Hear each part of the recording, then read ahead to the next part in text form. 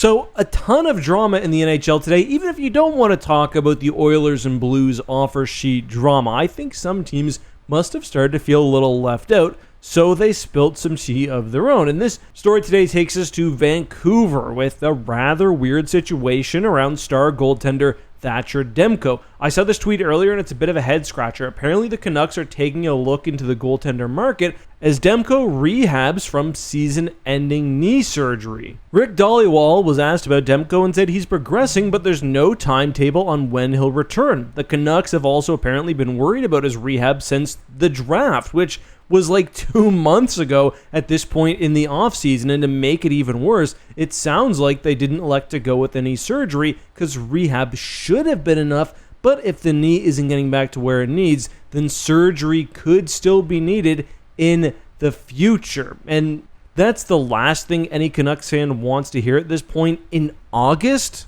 Like, remember, he was injured in the playoffs. I hadn't even been thinking about this. And it's one thing if he's a setback and isn't ready to go until November or December. Not ideal, but I mean, you've got most of your season left. But if it's the opposite and we're not going to see Demko until sometime in 2025, or even potentially next season if it's that bad of a knee issue, well, that's a problem that's going to seriously hurt the Canucks. Thank God they've got young Shilovs, who has looked pretty good and is probably going to get some opportunities this season. But if Demko is out for a while, the free agency pool is pretty bare, but there are a couple of names which could fill in. Martin Jones, who was with the Leafs last year, is still available, and he wasn't awful for them, had a save percentage above 900 and a GAA of 2.87, which, I mean, you could do worse than. The other name that sticks out to me is Antti Raanta, who absolutely shit the bed last year in Carolina and got his job taken by Freddie, but the year before that, he was a stud backup for the Canes.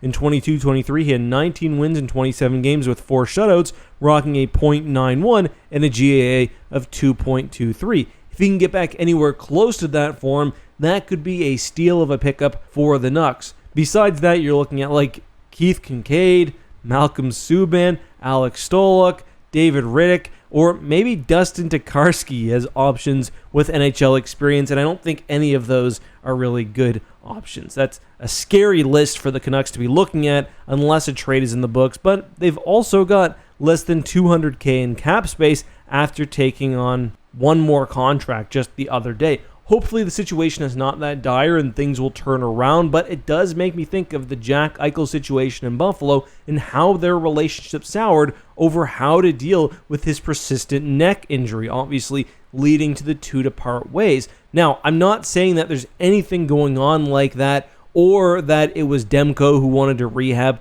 versus surgery, but it's a very interesting dynamic that I think we will be covering in a dedicated video. But what do you think? Will Vancouver make a move for another goalie? And when do you think Demko will be back? Let us know down below.